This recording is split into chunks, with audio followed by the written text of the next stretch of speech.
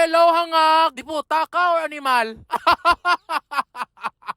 Oh, dahil December na. Alam nyo ba guys, na nag 26 years old na lang ako, hindi pa talaga kami nagkaroon ng Christmas tree sa pamilya namin. At alam nyo ba, sobrang hirap ng buhay namin simula pagkabata. Yung nanay ko, alam nyo guys, 68 years, grabe, mantanang kaon sa hangago. Tama na yan ma, mata mo na lang bayang, hindi ka na rayuma ha.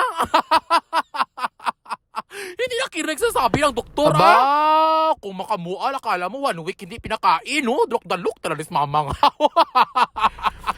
Pero alam nyo guys, yung mama ko guys, 68 years old na yan. Pero simula pagkabata, hindi niya talaga kaya mag-provide ng Christmas tree sa pamilya namin dahil sa sobrang hirap ng buhay. Kaya yung kumain kami na sabay, sinabihan niya ako na baka may time daw ako makabili ng isang Christmas light man lang para sa bahay namin. Kung itanong ninyo guys kung bakit hindi kami naka-experience sa pamilya namin ng Christmas tree or Christmas light, bukod sa mahirap ang buhay namin. Kasi guys, simula na namatay ang tatay ko, wala man kami bahay. Yes guys, tama ang narinig ninyo, maaga namatay ang tatay ko. Pero wala. Ako pakialam kung maaga siya namatay. Ang importante, walang may nananakit sa akin. Hoy, char lang ha. Baka balikan ako ng kalag na papa ko sa langit. Pag free time ko guys, pumupunta talaga ako sa bahay namin at always talaga ako ginaremind ng nanay ko na dalhin yung mga gift na binibigay ng mga fans ko. Tulad lang ng mga fan ko na kahit nakalonggown ako kasi mag-judge ako, binibigyan nila ako ng bagoong, hindi man lang nilagay yung cellophane. So ang ending, hindi pa nag-start ang competition, kapanimaho na ako kabagoong mga animal ka mo. Gusto ko magpasalamat pero parang sinasadya nyo lang maging mabaho ako na bagoongaw. So ngayon guys, before ako pupunta sa bahay namin, dadayan muna tayo ng market kasi bibili ako ng Christmas tree at saka Christmas light. Kasi nga, nakaluwag-luwag tayo ngayong taon kasi maraming mali ang gobyerno at marami ako na shoutout. So marami ako income sa vlog. Hoy, char lang ha, baka seryosohin nyo. Pero seryoso guys ha, ang dami kong kakilala na gina-underestimate ako kasi nga vlog lang ako pero hindi nila alam guys. Kung hindi dahil sa vlog ko, hindi man magkaroon ng bahay ang pamilya ko. Pero yung mga kilala ko na tinatawanan nila ako kasi manager sila tapos vlogger lang ako. 10 years na sila manager guys pero hindi man lang sila maka-afford magpa-opera sa ilong nila. Nakarma kayo. Ako 3 beses na ako nagpa-opera ng ilong ko. So ibig sabihin, mas mayaman ako sa kanila guys, no? So ayan guys, tumaan muna ako ng Chinatown kasi ako lang ba maka-experience ito masarap ya? Masarap ang ice cream ya? Ba, grabe dilap mo ba? So ang rason guys, bakit dumaan pa ako ng Chinatown kasi yung mama ko, may mga gamot yan siya na pinabibili sa akin na hindi mo makita sa ibang pharmacy. Sa Chinatown lang, mamabarang, masuring mama ko ay may mamabarang na inspired sa China guys, ha? At saka yung mga gamot na binibigay ng doktor, hindi niya iniinom. May sarili siyang research sa gamot niya, mga herbal daw. Grabe, katigas ang ulo ng animal ni man. So pagkatapos ko doon ay lumipat ako sa kabilang store para mamili ako ng mga decorations, mga flowers, mga balls, mga Christmas lights. Kasama ko pa itong tindira na ba? Isa lang gusto ko bilhin. Gusto niya talaga 2. Kalma lang, day. Ikaw gagasto, kung konta ka sa Christmas light, karon. Nag-decide diktador. Tulad lamang dito, maliit sana na Christmas tree bilhin ko. Kaya lang sabi niya, malaki lang bilhin mo sir para hindi masayang oras mo. Kaya sabi ko, ano gina-decide mo? Hayaan mo na ako ang mag-decide sa buhay ko. Gusto mo ng Christmas tree ha? Bilhan na lang kita kung gusto mo So ayun guys, binili ko na lang lahat ng recommendation ni ate kasi kung hindi ko siya susundin guys, sinisigahan niya ako ng mata. Hoy, char lang ha, ang bait-bait ni ate. Shout out to you ate, I love you. So after ko doon, ay dumaan na rin ako dito, no? Kasi nga first time na namin magkabahay, first time namin nagka-Christmas light at Christmas tree. Kaya naisipan ko na isagad ko na. Pero si kuya ay, agi lang kaya? Sige, agi lang So yun guys, bibilisan na ako dito ng Christmas tree, no? Para 2 ang Christmas tree namin. Kaya lang wala sila Christmas tree. Kaya pinagalitan ko ang owner. Amo na kay mga hangag ka mo. Alam nyo na Christmas sa Pilipinas, tower sa Paris na nagisigahan nyo. Taga-Paris ka, haw? Tower sa Paris din ang ginawa nila imbes sa Christmas tree, mga animal. At syempre, pag umuwi ako sa bahay namin, makalimutan ko lang talaga lahat. Huwag lang talaga bilhan ng lechon ang mama ko. Tama na yan exposure sa lechonan Hindi mo to sponsor. Kung sponsor to, di sabihin ko sana na masarap ang lechon kahit hindi naman talaga. Ay, char lang ha. So, sobrang dami akong ginawa guys. So ayan, nagabihan na ako. Nashock kayo sa daanan, no? In-expect nyo siguro na sa high-end na subdivision ako nakabili ng bahay, no? Dito lang ako bumili ng bahay guys ha, sa bundok-bundok. Dito kasi guys, may 50% discount sila pag alam nila na ang pamilya mo abo sa yap. Tapos nagtiwalag ka na. Nagtiwalag naman ang pamilya ko. Oy, char lang ha, hindi kami abo sa yap ha. Joke lang ito. So ayan guys, dumating na ako sa bahay namin. Pero every time talaga na umuwi ako, excited talaga yung aso namin na makita ako. Pero pilingon yung aso namin guys, marami yan siyang arikis. Pero lechon manok talaga ang gusto niyang kainin.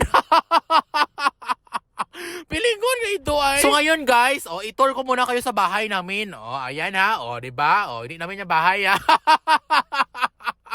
Kapitbahay namin yan. So ayan guys, no, ganyan kalalaki ang mga bahay ng mga kapitbahay namin sa lugar namin. Kasi guys, social as a division namin dito. Walang may nag-aaway-away dito, walang ingay dito. Kaya ganyan kalalaki ang mga bahay ng mga kapitbahay namin. Gusto niyo makita ang bahay namin? 1, 2, 3, go!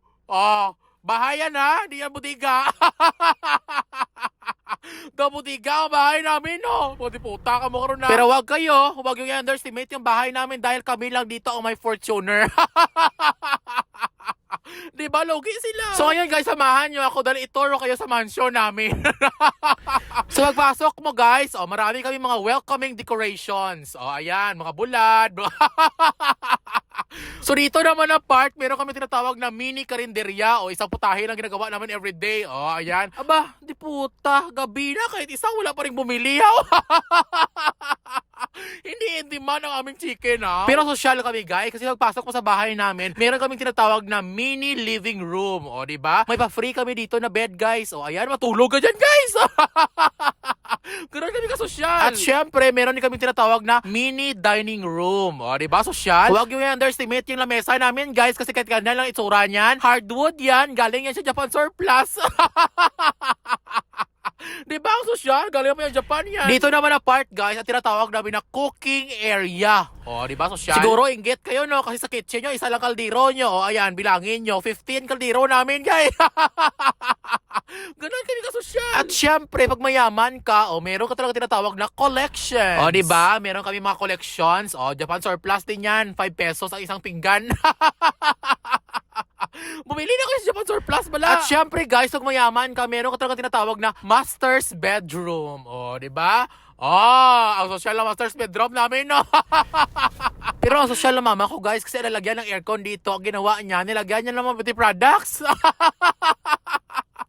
Grabe ako ka-proud sa mama ko. Pero actually guys, alam ko talaga sarili ko na pinagtawanan nyo ako at pinagtawanan ang pamilya ko dahil sa bahay na meron kami. Pero ang malaking tanong, bakit ba ganito kapangit ang bahay ni Thailand Girl sa Davao? Bakit ba hanggang ngayon hindi pa rin renovate ni Thailand Girl ang house and lot na nabili niya? Ayan na, sagutin ko ang tanong ninyo. Dito sa bahay guys, ang nagatira lang dito ay ang mama ko at ang kapatid ko na lalaki. Yung nabili ko ang property na ito, nag-ready talaga ako ng pera kasi ang plano ko, paggawaan ko sana ito ng 2-story house para sa pamilya ko. Pero alam nyo, yung sinabi ko ang plano na yan sa pamilya ko, hindi talaga pumayag ang mama ko. Kasi guys, alam nyo naman siguro na galing talaga sa sobrang hirap ang pamilya ko. At kung hindi ako lang yung vlogger, mahirap talaga ang pamilya ko. Yan ang totoo at hindi ko kinakahiya yan. Kaya yan ang dahilan guys kung bakit natuto na talaga ang pamilya ko, especially ang mama ko. At yan din ang dahilan kung bakit hindi demanding at hindi maarte ang pamilya ko. Kaya yung time talaga na sinabi ko yung plano ko na ipa-renovate ko yung bahay, hindi talaga pumayag yung mama ko. Kasi ang sabi niya sa akin, wala daw siya pakialam kung pangit ang bahay, ang importante komportable daw siya. Kaya imbes daw na gamitin ko yung pera para ipa-renovate ng bahay, ipunin ko daw para i-invest ko at bumili ng mga bagong properties. Kasi alam nyo guys, sa sobrang hirap na pinagdaanan ng pamilya ko, wala na kami sa point na i-big deal namin kung pinagtawanan kami ng tao dahil pangit ang bahay namin. Nasa point na kami na pinag-iipunan namin yung future namin kasi alam namin kung gaano talaga kahirap maging mahirap. Actually, alam naman namin na pagtatawanan kami pag nakita nila na ganito ang bahay namin tapos sabihin nila, ay vlogger yung anak mo tapos ganyan kapangit ang bahay nyo. Pero wala kami pakialam. Kasi ang importante sa amin, kompleto kami na pamilya at walang inggit sa aming mga magkakapatid. At ang pinaka-importante guys, walang kompetasyon sa aming mga kapatid kung sino mauna improve na buhay. Di suportahan, nagpasalamat. Ang importante, kaya namin magkakapatid na magharap na mukha sa isang lamesa kasi wala kaming galit sa isa't isa. Kaya kahit ganyan lang kasimple ang bahay namin, ang importante sa amin, nakakain namin yung mga bagay na gusto namin kainin. Hindi tulad sa mga kilala namin na pinagtawanan kami na,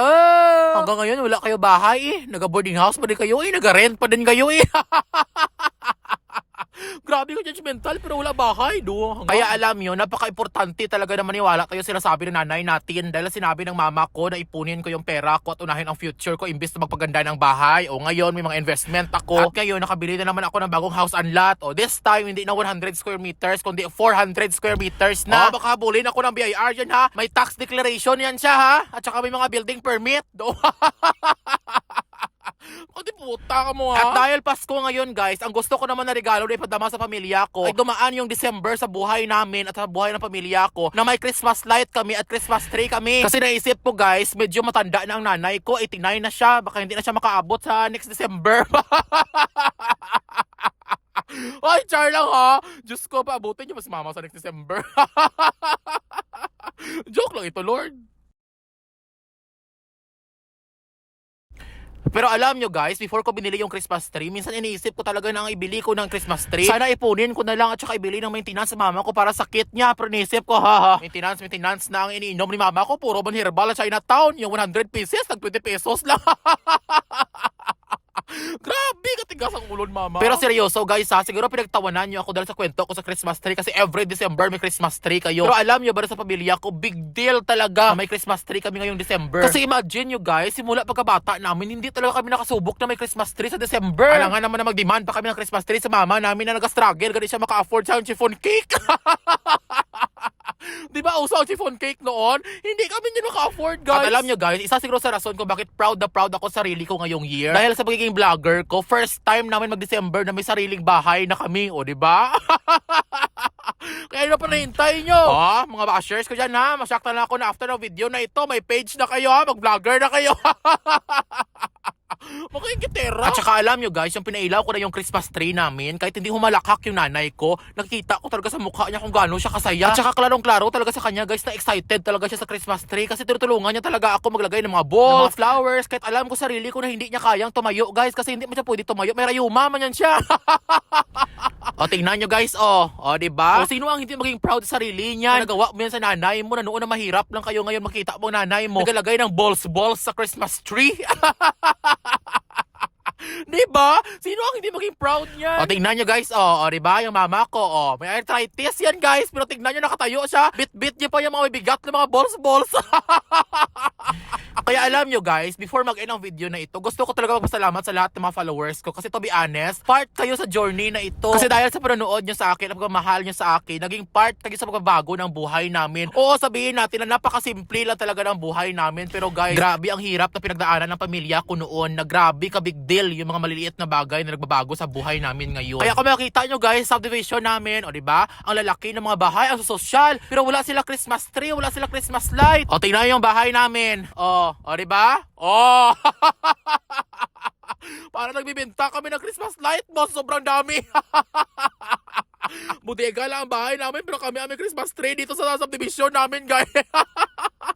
Ay, Diyos ko! At para pala sa mga tao na naghahanap sa akin sa bahay na ito, hindi po ako nakatira dito, nag-visit lang ako dahil nag-stay po ako sa kondo. Hindi naman ako nag-kondo pero pasosyal ha. Nag-kondo ako kasi kailangan ko at kailangan sa trabaho ko. Kaya simula yung naging vlogger ako, marami talaga mga tanong sinasabi sa akin. Ano ba talaga ang kasayahan ni Thailand girl yung naging vlogger na siya? Akala siguro nila dahil naging vlogger ako, napakataas na ng standard ng happiness ko. Akala siguro ng iba ang nagpapahappy sa akin yung mga sasakyan ko, pera ko, or kung saan ako nakakarating o sweldo ko sa Facebook. Ay, sorry. Siyempre nakapasaya talaga ang sweldo sa Facebook.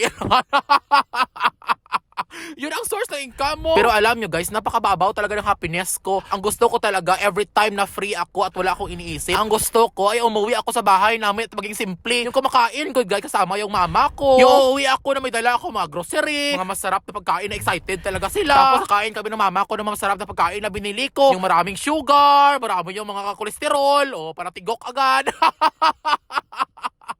Para next year, wala na siya sa December ba? Uy, charot lang ha. Basta ang iniisip ko talaga, every December lang dyan si mama ko. Kaya sa lahat ng mga kabataan dyan, ito lang gusto ko sabihin sa inyo ha. Siguro sa panahon ngayon na mahirap kayo, napaka-importante talaga at malaking achievement at malaking pangarap talaga ang magkaroon ng maraming pera. Pero alam nyo, pag nakuha nyo na yung pera, hahanap-hanapin ninyo ang buo at masaya na pamilya. Kaya kahit ano ang mangyari, wag nyo talagang sirain yung koneksyon ninyo sa pamilya ninyo at mga kapatid ninyo para lang maging mayaman kayo. Dapat sabay-sabay kayo ng kapatid ninyo at pamilya ninyo na umangat sa buhay. Magtulong-tulungan, ganon. Hindi na nagasiraan ka mo kung mauna ang kapatid nyo na yumaman. Magagalit kayo? Animal yan. Kadiputahan yan.